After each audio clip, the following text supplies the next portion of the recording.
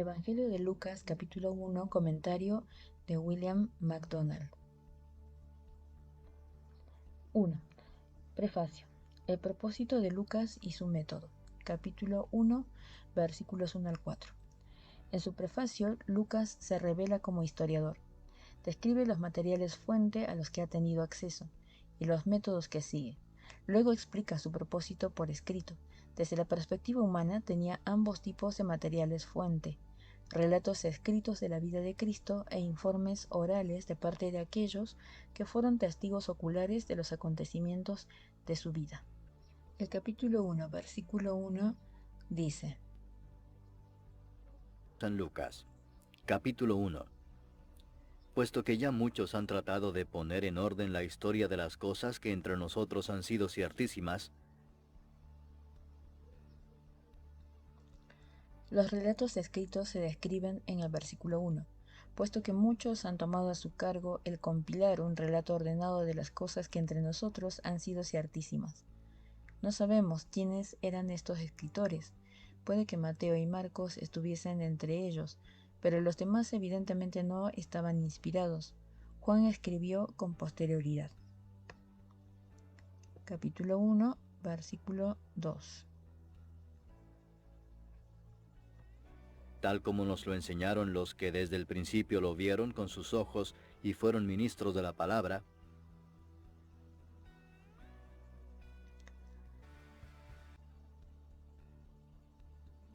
Lucas también se apoyó en relatos orales de lo que desde el principio fueron testigos oculares y servidores de la palabra, y que ellos nos la transmitieron. Lucas mismo no pretende ser testigo ocular, pero tuvo entrevistas con los que sí lo eran. Describe a estos asociados de Jesús como testigos oculares y servidores de la palabra. Aquí emplea él la palabra como nombre de Cristo, igual que Juan en su Evangelio. El principio significa aquí el principio de la era cristiana proclamada por Juan el Bautista. El hecho de que Lucas emplease relatos escritos y orales no constituye ninguna negación de la inspiración verbal de lo que él escribió. Sencillamente significa que el Espíritu Santo lo condujo en la elección y disposición de sus materiales. Comenta James Stewart. Lucas deja perfectamente en claro que los escritores inspirados no quedaron milagrosamente liberados de la necesidad de una prolija investigación histórica.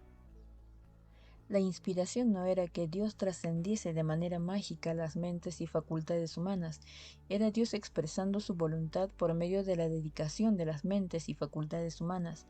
No sustituye la propia personalidad del escritor sagrado, haciéndole una máquina de Dios, refuerza su personalidad y hace de él un testigo viviente de Dios. Versículo 3 dice: me ha parecido también a mí, después de haber investigado con diligencia todas las cosas desde su origen, escribírtelas por orden, oh excelentísimo Teófilo. Lucas da una breve declaración de su motivo y del método que emplea. Me ha parecido bien también a mí, después de haber investigado todo con esmero desde su origen, escribirte ordenadamente, excelentísimo Teófilo. En cuanto a su motivación, dice sencillamente que me ha parecido bien también a mí. Al nivel humano, había la sosegada convicción de que debía escribir este Evangelio. Sabemos, naturalmente, que el constreñimiento divino estaba intrincadamente mezclado con esta decisión humana. En cuanto a su método, él siguió primero el curso de todo con precisión desde su origen y luego lo escribió todo en orden. Su tarea involucró una cuidadosa y científica investigación del curso de los acontecimientos en la vida de nuestro Salvador. Lucas comprobó la precisión de sus fuentes, eliminó todo lo que no era históricamente cierto ni espiritualmente relevante, y luego recopiló sus materiales en orden tal como lo tenemos en la actualidad. Cuando dice Lucas que escribió ordenadamente, no se refiere necesariamente a un orden cronológico. Los acontecimientos en este Evangelio no están siempre dispuestos en el orden en que tuvieron lugar, están más bien en un orden moral o espiritual. Esto es, están vinculados de forma temática y con un criterio de instrucción moral más que por cronología. Aunque este Evangelio y el libro de Hechos fueron dirigidos a Teófilo, sabemos sorprendentemente poco acerca de él. Su título de excelentísimo sugiere que era un funcionario del gobierno. Su nombre significa amigo de Dios. Es probable que fuese un cristiano que tenía un puesto de honor y responsabilidad en la administración exterior del Imperio Romano. Versículo 4 dice: para que conozcas bien la verdad de las cosas en las cuales has sido instruido. El propósito de Lucas era el de dar a Teófilo un relato escrito que confirmaría la valía de todo lo que le había sido enseñado acerca de la vida y del ministerio del Señor Jesús. El mensaje escrito daría una fijeza que lo preservaría de las inexactitudes de la transmisión oral continuada. De este modo, en los versículos del 1 al 4 nos presentan un trasfondo breve pero iluminador acerca de las circunstancias humanas bajo las que fue escrito este libro de la Biblia. Nosotros sabemos que Lucas escribió por inspiración. Él no menciona aquí este extremo, aunque lo implica con las palabras desde su origen, versículo 3, que también puede traducirse como desde lo alto. 2. El advenimiento del Hijo del Hombre y su precursor. Capítulos 1, versículo 5 al capítulo 2, versículo 52. Anuncio del nacimiento del precursor. Capítulo 1, versículo 5 al 25. Los versículos 5 al 6 dicen: Hubo en los días de Herodes, rey de Judea, un sacerdote llamado Zacarías, de la clase de Abías. Su mujer era de las hijas de Aarón, y se llamaba Elisabet. Ambos eran justos delante de Dios, y andaban irreprensibles en todos los mandamientos y ordenanzas del Señor.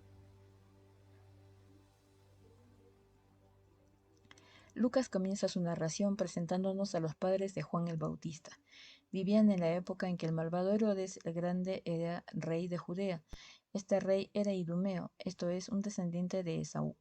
Zacarías, que significa Jehová recuerda, era un sacerdote perteneciente al turno de Abías, uno de los 24 turnos en el que David había dividido el sacerdocio judío. Primera de Crónicas, capítulo 24, versículo 10, dice: la séptima a Cos, la octava a Abías. Cada turno era llamado a servir en el templo en Jerusalén 2 veces al año de sábado en sábado.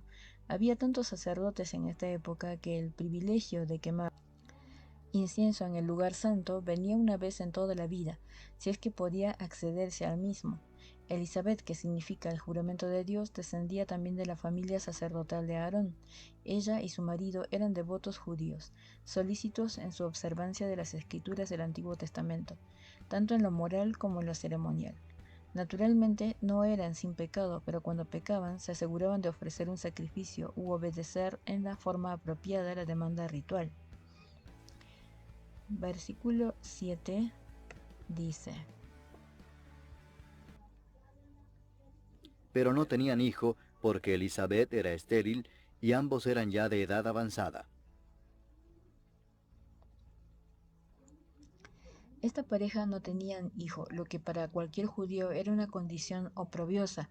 El doctor Lucas observa que la causa radicaba en la esterilidad de Elisabet. El problema estaba agravado por el hecho de que ambos eran de edad avanzada. Capítulo 1, versículo 8 al 10 dice: Aconteció que ejerciendo Zacarías el sacerdocio delante de Dios, según el orden de su clase, conforme a la costumbre del sacerdocio, le tocó en suerte ofrecer el incienso, entrando en el santuario del Señor. Y toda la multitud del pueblo estaba fuera orando a la hora del incienso.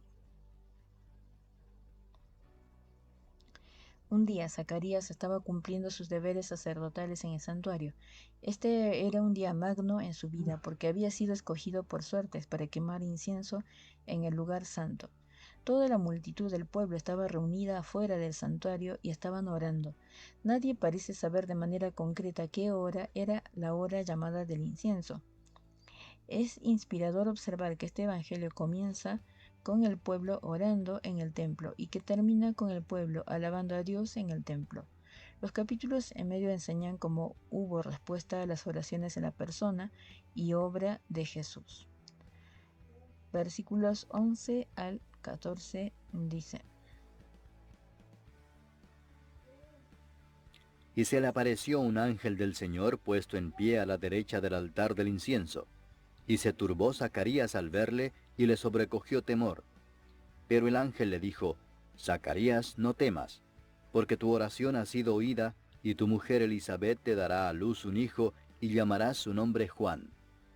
Y tendrás gozo y alegría, y muchos se regocijarán de su nacimiento. Con el sacerdote y el pueblo dedicados a la oración, era un momento y marco apropiados para una revelación divina. Se apareció un ángel del Señor, de pie a la derecha del altar, el lugar de favor. Al principio Zacarías se sintió aterrado. Ninguno de sus coetáneos había jamás visto un ángel, pero el ángel le tranquilizó con nuevas maravillosas. Le nacería un hijo a Elizabeth, que sería llamado Juan, el favor o la gracia de Jehová. Además de traer gozo y júbilo a sus padres, sería para bendición de muchos. Versículo 15 dice: Porque será grande delante de Dios. No beberá vino ni sidra, y será lleno del Espíritu Santo, aún desde el vientre de su madre. Este niño iba a ser grande a los ojos del Señor, la única clase de grandeza que realmente importa. Ante todo, sería grande en su separación personal a Dios. No bebería jamás vino hecho de uva, ni licor hecho de grano. Segundo, sería grande en sus dotes espirituales. Sería lleno del Espíritu Santo aún desde el vientre de su madre. Esto no puede significar que Juan fuese salvo o convertido desde su nacimiento, sino solo que el Espíritu de Dios estaba en él desde el principio para prepararlo para su especial misión como precursor de Cristo.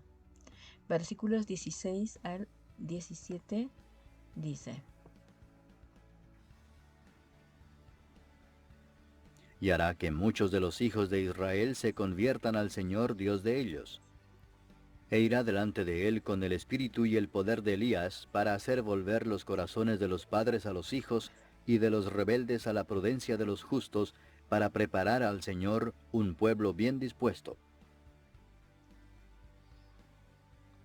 En tercer lugar, sería grande en su papel como heraldo del Mesías. A muchos del pueblo judío haría volver al Señor. Su ministerio sería como el del profeta Elías, tratando de llevar al pueblo a una recta relación con Dios por medio del arrepentimiento. Como observa G. Coleman Lack, su predicación volvería el corazón de padres descuidados a un verdadero interés espiritual por sus hijos. También volvería los corazones de hijos desobedientes y rebeldes a la sabiduría de los justos. En otras palabras, él se esforzaría por reunir del mundo una compañía de creyentes listos para encontrarse con el Señor cuando Él apareciese. Este es un ministerio digno para cualquiera de nosotros. Observemos cómo queda implicada la deidad de Cristo en los versículos 16 y 17. En el versículo 16 se dice que Juan haría volver con su ministerio a muchos de los hijos de Israel, al Señor su Dios. Luego, en el versículo 17 se dice que Juan irá delante de él. ¿A quién se refiere este él? Evidentemente al Señor su Dios en el versículo precedente, y sin embargo sabemos que Juan fue el precursor de Jesús. La diferencia es entonces clara: Jesús es Dios. Versículo 18 dice: Dijo Zacarías al ángel: ¿En qué conoceré esto? Porque yo soy viejo, y mi mujer es de edad avanzada. El anciano Zacarías quedó abrumado ante la absoluta imposibilidad de la promesa. Tanto él como su mujer eran demasiado viejos para ser padres de un niño. Su quejosa pregunta expresaba todas las dudas que atesoraba en su corazón. Versículo 19 dice: Respondiendo el ángel le dijo: Yo soy Gabriel, que estoy delante de Dios, y he sido enviado a hablarte y darte estas buenas nuevas. El ángel le respondió primero presentándose como Gabriel, fuerte de Dios. Aunque comúnmente descrito como arcángel, es mencionado en la escritura solo como uno que está de continuo en la presencia de Dios y que lleva mensajes de Dios al hombre.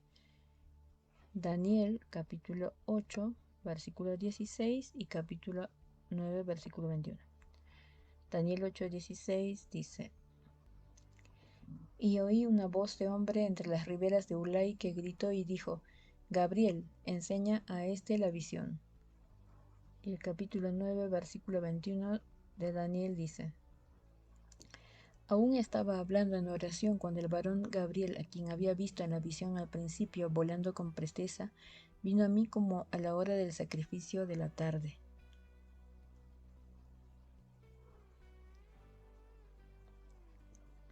El versículo 20 dice: Y ahora quedarás mudo y no podrás hablar hasta el día en que esto se haga, por cuanto no creíste mis palabras, las cuales se cumplirán a su tiempo. Por cuanto Zacarías había dudado, perdería el habla hasta el nacimiento del niño. Siempre que un creyente abriga dudas acerca de la palabra de Dios, pierde su testimonio y su cántico. La incredulidad sella los labios y permanecen sellados hasta que vuelve la fe y prorrumpe en alabanza y testimonio. Versículo 21 al 22. Dice: Y el pueblo estaba esperando a Zacarías, y se extrañaba de que él se demorase en el santuario. Pero cuando salió no les podía hablar, y comprendieron que había visto visión en el santuario. Él les hablaba por señas, y permaneció mudo.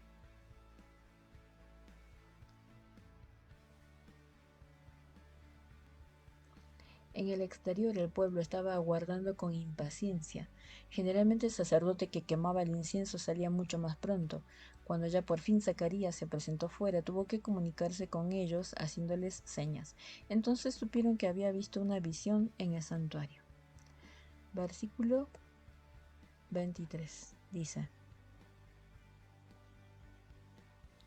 Y cumplidos los días de su ministerio se fue a su casa.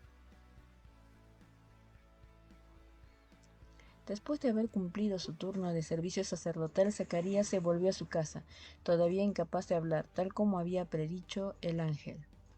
Versículos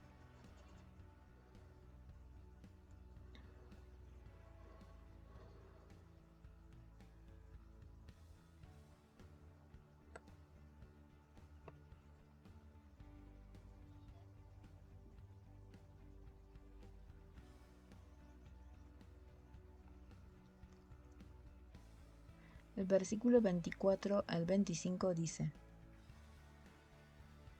Después de aquellos días concibió su mujer Elizabeth, y se recluyó en casa por 5 meses, diciendo: Así ha hecho conmigo el Señor en los días en que se dignó quitar mi afrenta entre los hombres.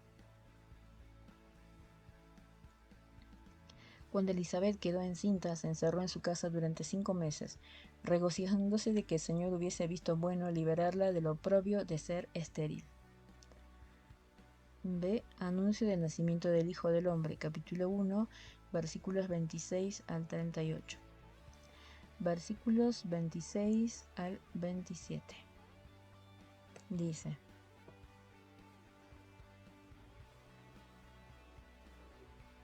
Al 6.º mes el ángel Gabriel fue enviado por Dios a una ciudad de Galilea llamada Nazaret, a una virgen desposada con un varón que se llamaba José, de la casa de David, y el nombre de la virgen era María.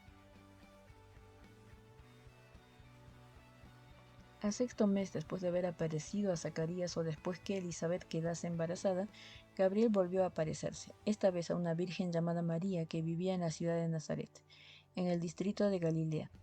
María estaba desposada con un hombre llamado José, un descendiente directo de David, que era heredero legal del trono de David, aunque él mismo fuese un carpintero. El desposorio era considerado entonces como un contrato mucho más vinculante que hoy día el compromiso. De hecho, solo podía disolverse mediante un documento legal similar a un divorcio. Versículo 28 dice: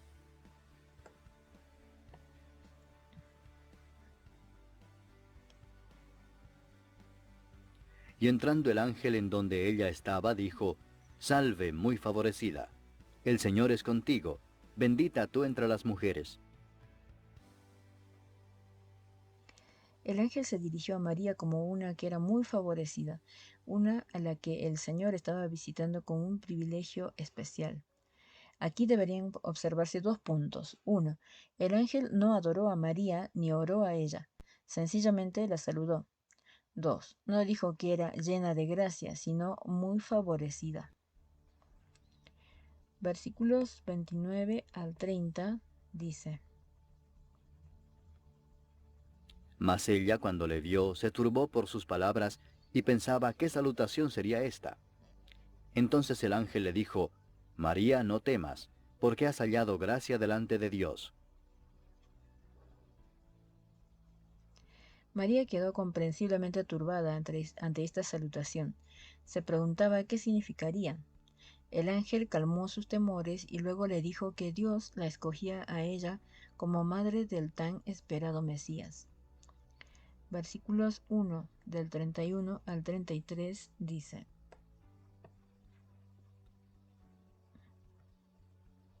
Y ahora concebirás en tu vientre y darás a luz un hijo y llamarás su nombre Jesús. Este será grande y será llamado Hijo del Altísimo, y el Señor Dios le dará el trono de David su padre, y reinará sobre la casa de Jacob para siempre, y su reino no tendrá fin. Observemos las importantes verdades incluidas en la Anunciación. La verdadera humanidad del Mesías. Concebirás en tu seno y darás a luz un hijo, su deidad y su misión como Salvador, y llamarás su nombre Jesús, lo que significa Jehová es el Salvador. Su intrínseca grandeza será grande tanto en cuanto a su persona como a su obra. Su identidad como el Hijo de Dios será llamado Hijo del Altísimo. Su derecho al trono de David, el Señor Dios le dará el trono de su padre David. Esto le establece como el Mesías. Su reino eterno y universal. Reinará sobre la casa de Jacob para siempre y su reino no tendrá fin. Los versículos 31 y 32a hacen evidentemente referencia a la primera venida de Cristo, mientras que los versículos 32b y 33 describen su segunda venida como Rey de Reyes y Señor de Señores. Versículo 34 al 35 dice: Entonces María dijo al ángel, ¿cómo será esto? Pues no conozco varón. Respondiendo el ángel le dijo, el Espíritu Santo vendrá sobre ti, y el poder del Altísimo te cubrirá con su sombra. Por lo cual también el santo ser que nacerá será llamado Hijo de Dios. La pregunta de María, ¿cómo será esto?, se debía a la maravilla, no a ninguna duda. ¿Cómo podría tener un niño cuando no había tenido relaciones algunas con ningún varón? Aunque el ángel no lo dijo explícitamente, la respuesta era una concepción virginal. Sería un milagro del Espíritu Santo. Él iba a venir sobre ella y el poder del Altísimo la iba a cubrir. Para el problema que tenía María acerca de cómo parecía imposible humanamente hablando, la respuesta de Dios es el Espíritu Santo. Por lo cual, también lo santo que va a nacer será llamado Hijo de Dios. Aquí pues tenemos una sublime declaración de la encarnación. El Hijo de María sería Dios manifestado en carne. El lenguaje no puede agotar el misterio que está aquí envuelto. Versículo 36 al 37. Dice: Y he aquí tu parienta Elizabeth, ella también ha concebido hijo en su vejez, y este es el sexto mes para ella, la que llamaban estéril, porque nada hay imposible para Dios. El ángel dio entonces las nuevas a María de que Elizabeth, su parienta, estaba ya de 6 meses de gestación. Ella, la que había sido estéril. Este milagro debería asegurar a María de que ninguna cosa sería o será imposible para Dios. Versículo 38 dice: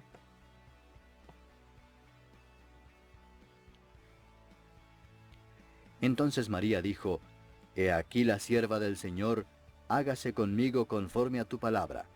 Y el ángel se fue de su presencia.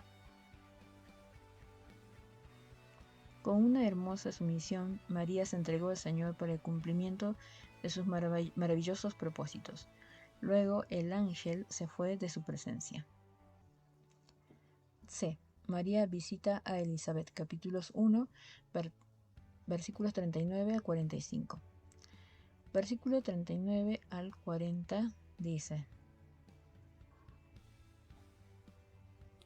En aquellos días, levantándose María, fue deprisa a la montaña a una ciudad de Judá, y entró en casa de Zacarías, y saludó a Elizabeth. No se nos dice por qué María se fue a visitar a Elizabeth esta vez. Puede haber sido para evitar el escándalo que inevitablemente habría surgido en Nazaret cuando se conociese su estado. Si es así, entonces la bienvenida recibida de parte de Elizabeth y la bondad que le era mostrada habría sido doblemente dulce. Versículo 41 dice: Y aconteció que cuando oyó Elizabeth la salutación de María, la criatura saltó en su vientre, y Elizabeth fue llena del Espíritu Santo.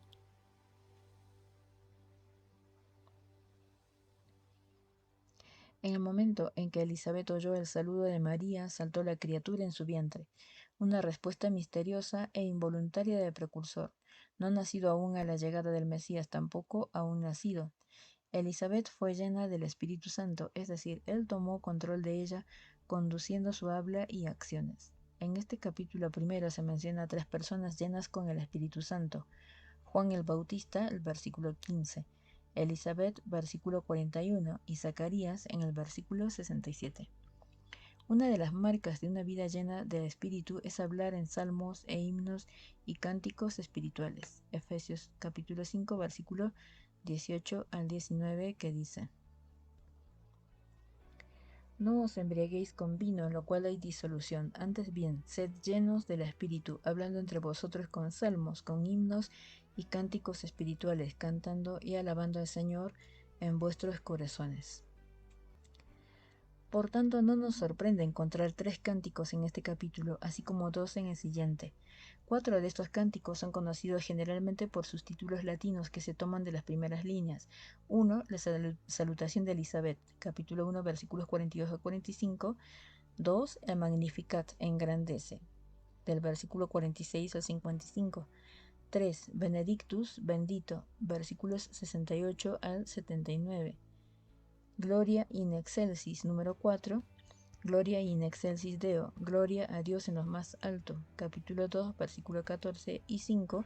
Nunc dimitis, puedes dejar que se vaya, capítulo 2, versículos 29 al 32. El versículo 42 al 45 dice: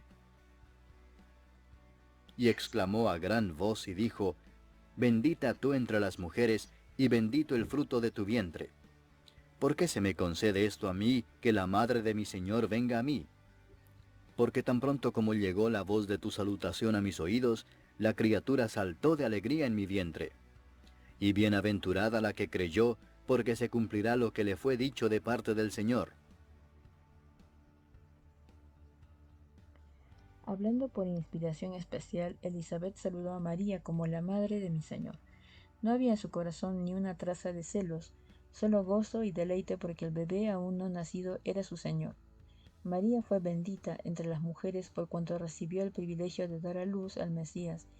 El fruto de su vientre es bendito por cuanto es el Señor y Salvador.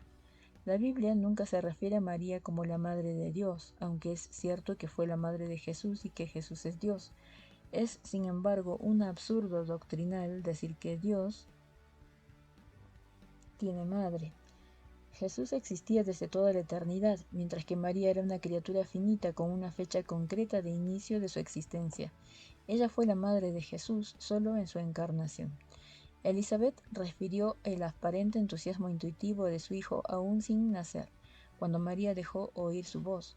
Luego aseguró a María que su fe sería abundantemente recompensada. Sus expectativas se cumplirían.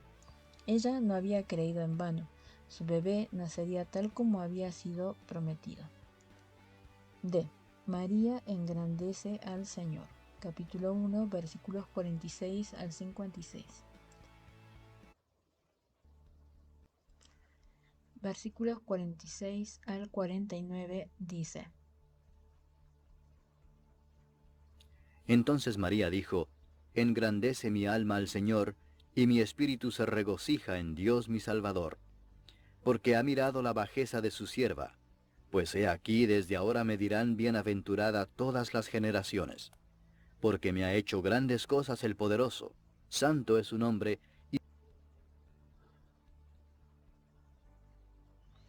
El Magnificat se parece al cántico de Ana en primer libro de Samuel, capítulo 2, versículos del 1 al 10. En primer lugar, María alabó al Señor por lo que Él había hecho por ella, versículos 46b al 49. Observemos que dijo, versículo 48, me tendrán por dichosa todas las generaciones. No sería una que confiriese bendiciones, sino que sería bendita. Se refiere a Dios como su Salvador, refutando la idea de que María era sin pecado. Versículos 50 al 53 dice, Y su misericordia es de generación en generación a los que le temen. Hizo proezas con su brazo, esparció a los soberbios en el pensamiento de sus corazones.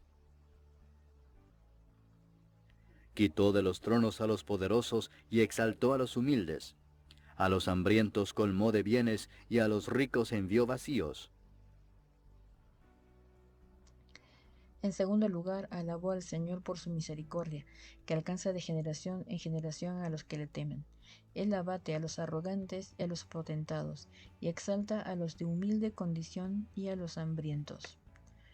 Versículo 54 al 55 dice, Socorrió a Israel su siervo, acordándose de la misericordia de la cual habló a nuestros padres, para con Abraham y su descendencia para siempre.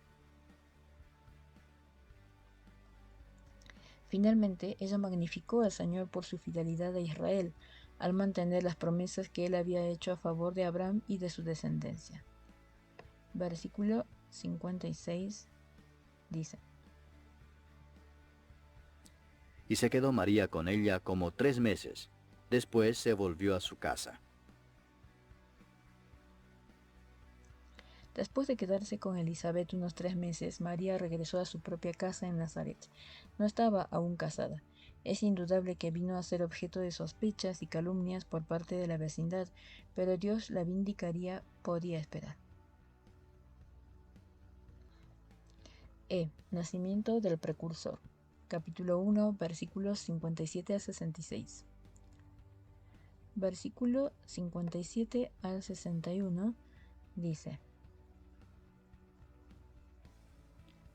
Cuando a Elizabeth se le cumplió el tiempo de su alumbramiento, dio a luz un hijo. Y cuando oyeron los vecinos y los parientes que Dios había engrandecido para con ella su misericordia, se regocijaron con ella. Aconteció que al 8º día vinieron para circuncidar al niño, y le llamaban con el nombre de su padre, Zacarías. Pero respondiendo su madre dijo, no, se llamará Juan. Le dijeron, ¿por qué? ¿No hay nadie en tu parentela que se llame con ese nombre? Cuando se le cumplió a Elizabeth el tiempo de dar a luz, dio a luz un hijo. Sus vecinos y amigos se regocijaron. Al 8º día, cuando vinieron a circuncidar al niño, pensaron que era evidente que tenía que llamarse Zacarías como su padre. Cuando su madre les dijo que el nombre del hijo sería Juan, quedaron sorprendidos, porque ninguno de su parentela se llamaba así. Versículos 62 al 63 dice, Entonces preguntaron por señas a su padre cómo le quería llamar. Y pidiendo una tablilla escribió diciendo, Juan es su nombre. Y todos se maravillaron. Para tener la decisión final hicieron señas a Zacarías. Esto indica que no solo había enmudecido, sino que también estaba sordo. Pidiendo una tablilla para escribir, decidió la cuestión. El nombre del pequeño era Juan. Todos se asombraron. Versículos 64 al 66 dice, Al momento fue abierta su boca y suelta su lengua, y habló bendiciendo a Dios. Y se llenaron de temor todos sus vecinos, y en todas las montañas de Judea se divulgaron todas estas cosas. Y todos los que las oían las guardaban en su corazón, diciendo, ¿quién pues será este niño? Y la mano del Señor estaba con él. Pero fue aún más sorprendente darse cuenta de que Zacarías había vuelto a recibir la capacidad de hablar en el momento en que escribió Juan. Las noticias se esparcieron rápidamente en toda la zona montañosa de Judea, y la gente se preguntaba acerca de la obra futura de este insólito bebé. Sabían que estaba con él el favor especial del Señor. F. La profecía de Zacarías tocante a Juan, capítulo 1, versículos 67 al 80. Versículo 67 dice: Y Zacarías su padre fue lleno del Espíritu Santo, y profetizó diciendo: Liberado ahora de las cadenas de la incredulidad y lleno del Espíritu Santo, Zacarías fue inspirado para pronunciar un elocuente himno de alabanza, rico en citas del Antiguo Testamento. Versículos 68 al 69 dice: Bendito el Señor Dios de Israel, que ha visitado y redimido a su pueblo, y nos levantó un poderoso Salvador en la casa de David su siervo. Alabanzas a Dios por lo que había hecho. Zacarías se daba cuenta de que el nacimiento de su hijo Juan indicaba la inminencia de la llegada del Mesías. Se refirió al advenimiento de Cristo como hecho consumado antes que sucediese. La fe le capacitó para decir que Dios había ya visitado y efectuado redención para su pueblo, enviando al Redentor. Jehová había suscitado un cuerno de salvación en la casa real de David. Un cuerno se empleaba para contener el aceite para ungir reyes. Por ello, aquí podía significar un rey de salvación de la línea regia de David, o podría denotar un símbolo de poder y significar así un poderoso Salvador. Versículos 70 al 71 dice: Como habló por boca de sus santos profetas que fueron desde el principio, salvación de nuestros enemigos y de la mano de todos los que nos aborrecieron. Alabanzas a Dios por cumplir la profecía. La venida del Mesías había sido predicha por los santos profetas desde antiguo. Esto significa salvación de los enemigos y seguridad frente a los aborrecedores. Versículos 72 al 75 dice: Para hacer misericordia con nuestros padres y acordarse de su santo pacto, del juramento que hizo Abraham nuestro padre, que nos había de conceder que, librados de nuestros enemigos, sin temor le serviríamos en santidad y en justicia delante de él todos nuestros días.